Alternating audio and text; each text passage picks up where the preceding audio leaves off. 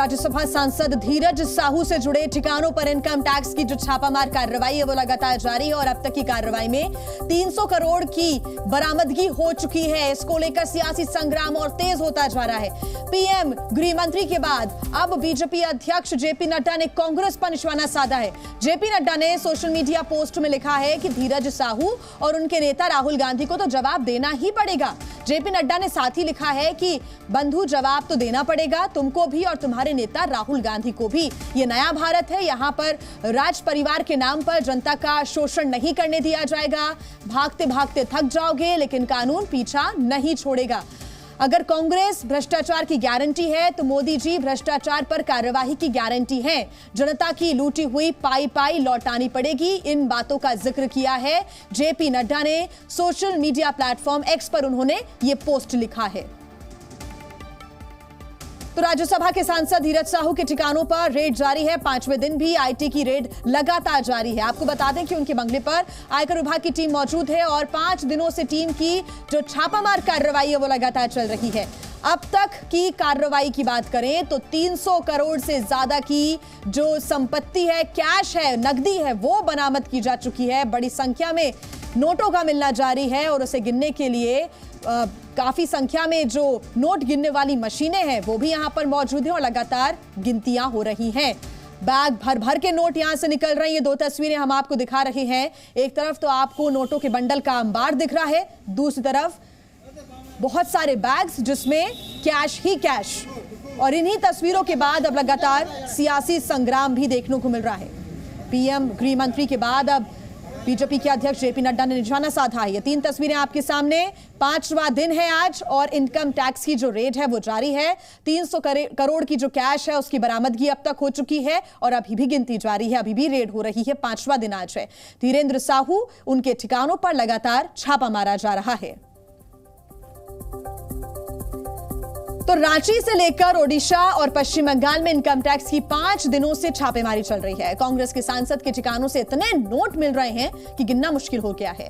छापेमारी में अब तक 300 करोड़ से ज्यादा की रकम बरामद हो चुकी है। नोटों की गिनती अभी भी जारी है, लेकिन अब यह बड़ा सवाल है कि आखिर इस काली कमाई के किरदार कितने हैं।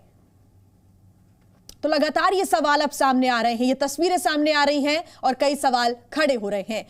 बड़े बड़े बैग्स में और पेटियों में इन नोटों को भर भर कर ले जाया जा रहा है। यहां पर इनकम टैक्स की जो कार्रवाई है वो लगातार आज 5वें दिन भी जारी है। 300 करोड़ रुपए अब तक बरामद हो चुके हैं। इतनी ज्यादा संख्या कि कई बार मशीनें तक खराब हो गई गिनते गिनते। और आइए लाइव अपडेट सामने लेते हैं। धीरज ठाकुर हमारे साथ रांची से जुड़ गए हैं। धीरज, आज 5वें दिन भी इनकम टैक्स की जो कार्रवाई है वो जारी है। 300 करोड़ की तो बरामदगी अब तक हो चुकी है, लेकिन अब भी जो गिनती है वो जारी है।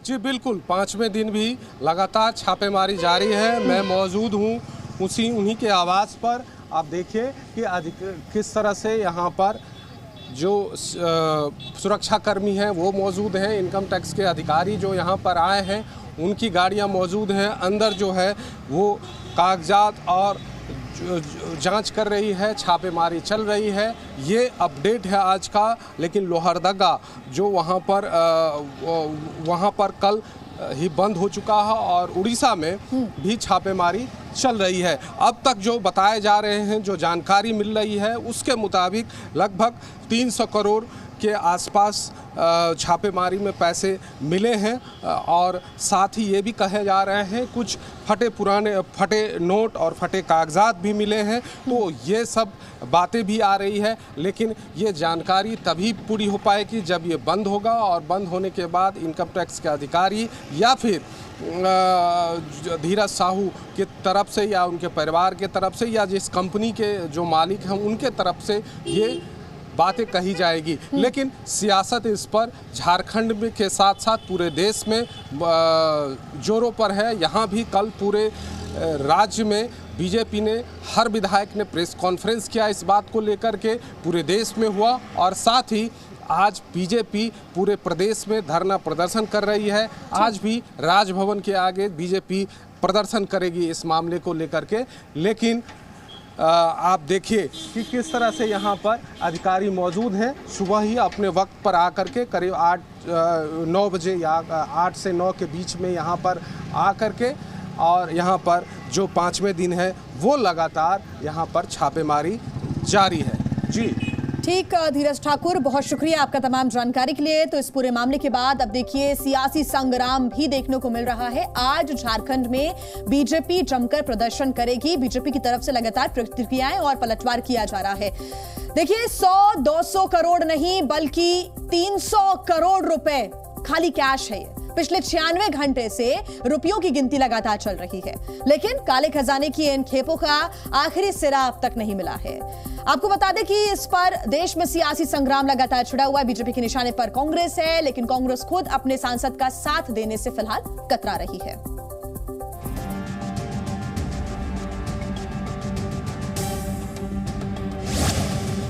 3 दिन 3 सूबा 300 करोड़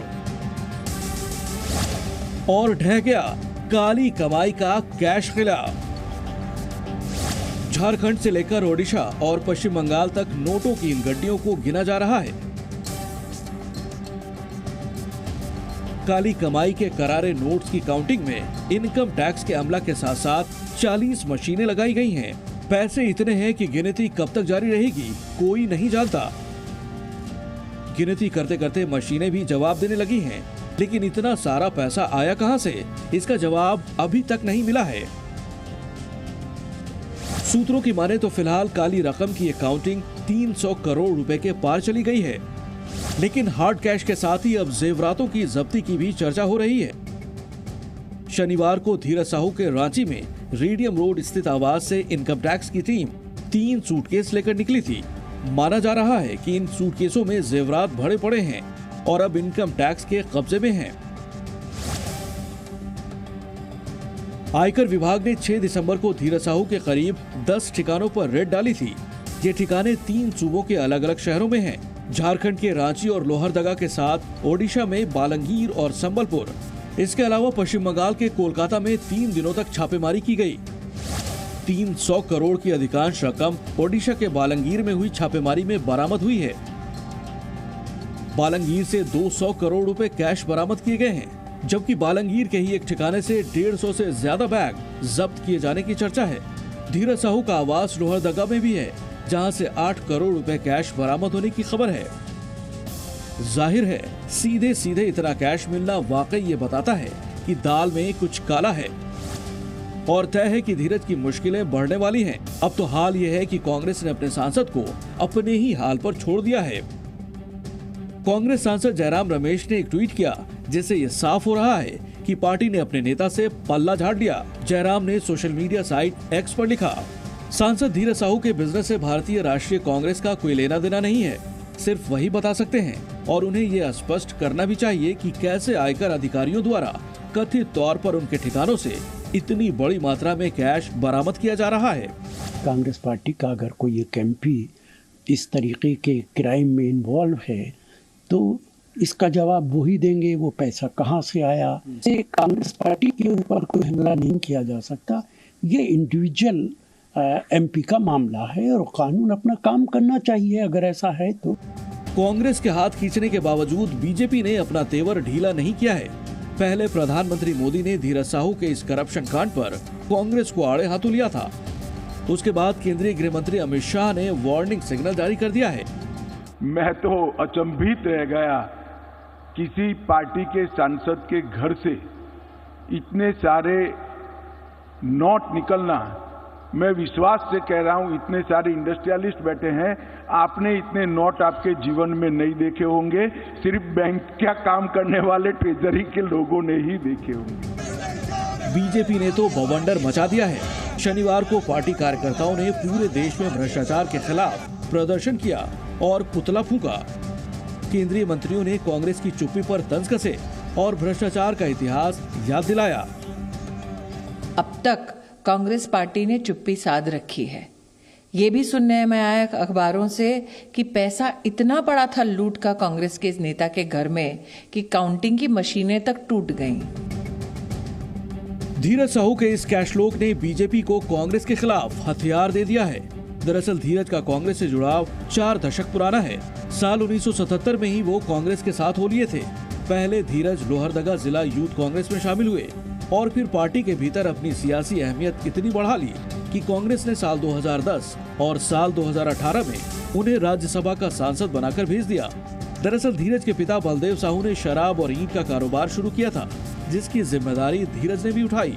झारखंड, ओडिशा दोनों राज्यों में Baldev Sahu infra private limited की मौजूदगी है।